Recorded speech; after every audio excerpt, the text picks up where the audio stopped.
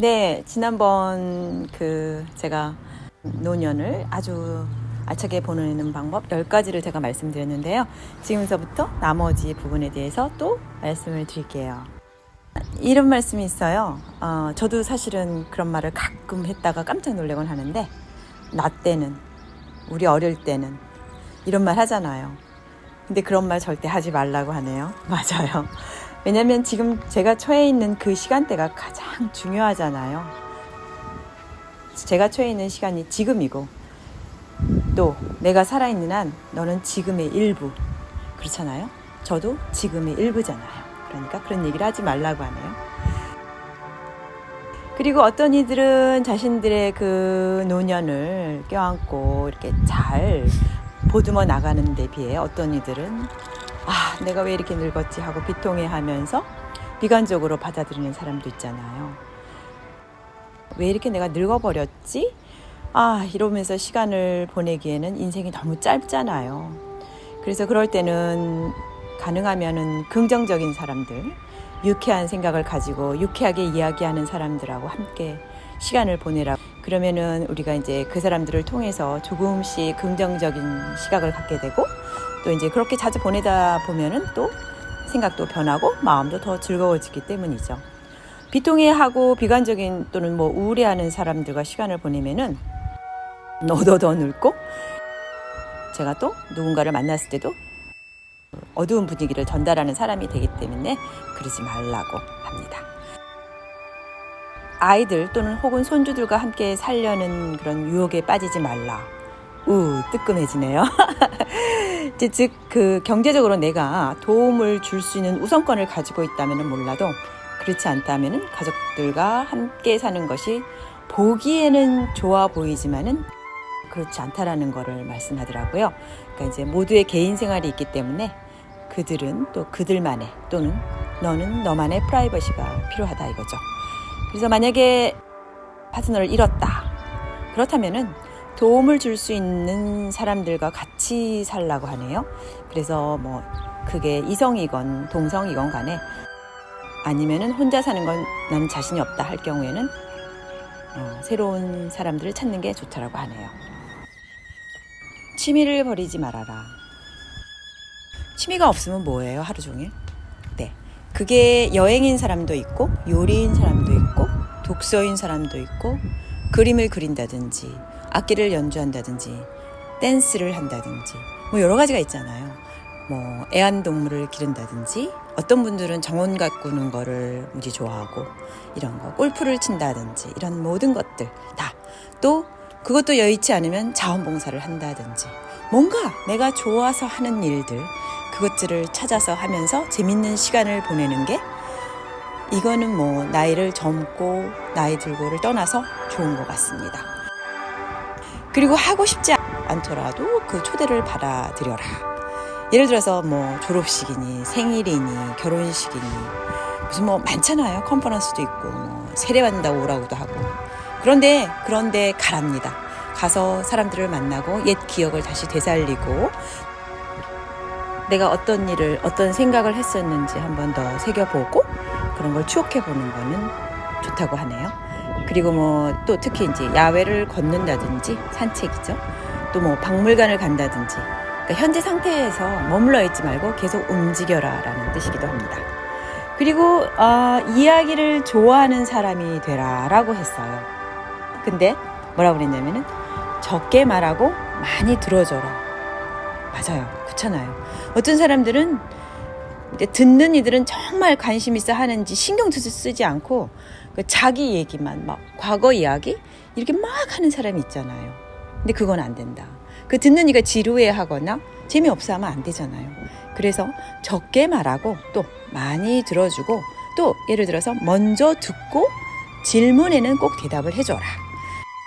본인의 인생에 대해서 또는 어떤 생각에 대해서 주구장창 긴 얘기를 하지 말라라는 뜻이에요. 네. 그리고 또 제가 드리고 싶은 말씀은, 이제 점잖은 어조로 이야기하고, 꼭 필요하지 않다면은 뭘 불평한다거나 뭘 비판하지 않도록 해라 라는 말이 있어요. 근데 이 말은 참 좋은 말인 것 같아요.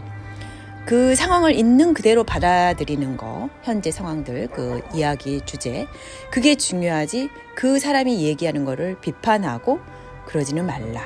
그런 뜻이에요.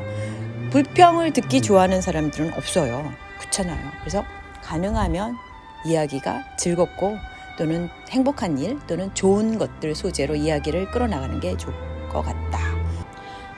나이가 들수록 아픔과 불편은 항상 찾아오게 되어 있어요. 예를 들어서 진짜 몸이 아프다든지 어떤 일로 인하여 그 내 몸이 사용을 하는데 불편하다든지, 근데 그거를 너무 부각시키는 분들이 있어요. 그 통증 자체를. 그러면은 이제 주변도 불편해지고 나도 불편해지고 모든 게 다 삶이 약간 이제 어긋나게 되죠. 그래서 그 내가 가진 통증과 내가 가진 아픔에 대해서 집중을 하는 건 좋아요. 집중을 하고 그거를 고쳐나가기 위해서 노력하는 건 좋지만 그거를 푸념하지 말라. 그리고 스스로 마음속에서는 최소화시키면서 긍정을 유지해라 라는 뜻입니다. 그리고 누가 너를 기분 나쁘게 해왔다면은 용서해줘라. 용서 쉬운, 우리 말은 용서 쉽게 하지만 너무 어렵다 보니까 용서라는 그 타이틀을 가진 책이 많이 나온 이유가 있잖아요. 용서하기 참 힘들잖아요. 내가 누구를 기분 나쁘게 했다면은 빨리 가서 사과하는 게 좋을 것 같아요. 그리고 분노를 가지고 있다면 분노를 품지 말아라 그랬어요. 분노를 품어봤자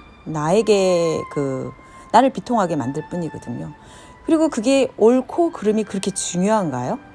그런 건 그렇지 않잖아요. 그 사람의 생각도 옳을 수가 있고 내 생각도 옳을 수가 있는 건데 다른 시각으로 봤을 때 있잖아요.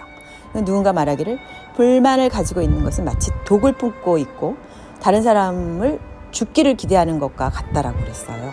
그러니까 독을 품지 말아라. 용서를 하고 잊어라. 그리고 내 인생을 사는 것이 바람직하다입니다. 강한 믿음을 가지고 있다면 그것을 잘 간직해라. 그 강한 믿음 때문에 우리가 다른 사람을 설득하려 하죠. 그러지 마세요. 그거는 진짜 인생 낭비고 사람도 잃게 되고 여러 가지로 본인한테도 안 좋은 것 같아요. 내가 그들에게 무슨 말을 하던 간에 그들 자신이 선택할 권리가 있고 선택은 자유잖아요. 그리고 추천했다가 권유했다가 오히려 서로 관계만 곤란하게 만드는 경우가 많기 때문에 내 신념대로 살고 주변에 모범을 보여라 라고 했어요. 내 믿음대로 진실되게 살고 또 그런 모습들이 보여진다면 그 기억들이 오래 간직될 거거든요. 그렇습니다. 그리고 제가 늘 하는 얘기, 지난번에도 제가 말씀을 드렸죠. 웃어라. 많이 웃어라. 또 모든 일에 웃어라. 네, 내가 운이 좋은 사람들 중에 하나라는 걸 기억해라 라고 했어요. 왜? 정말 오랜 세월 동안 잘 살아왔잖아요. 인생을 잘 살아왔어요. 그 얼마나 다행이에요. 네? 사람은 일찍 가는 사람들도 있고 이 나이까지 진짜 살지 못한 사람들도 있고 이런 많은 경험들을 해보지 못한 사람들도 정말 많아요. 우물안 개구리 같은 생활을 했던 사람, 자기밖에 몰랐던 사람. 그런데 너는 그러지 않았지 않느냐? 너는 이것저것 해봤고 이것저것 경험을 했으니 웃지 않을 이유가 하나도 없어요. 웃어라. 웃으세요, 여러분. 네.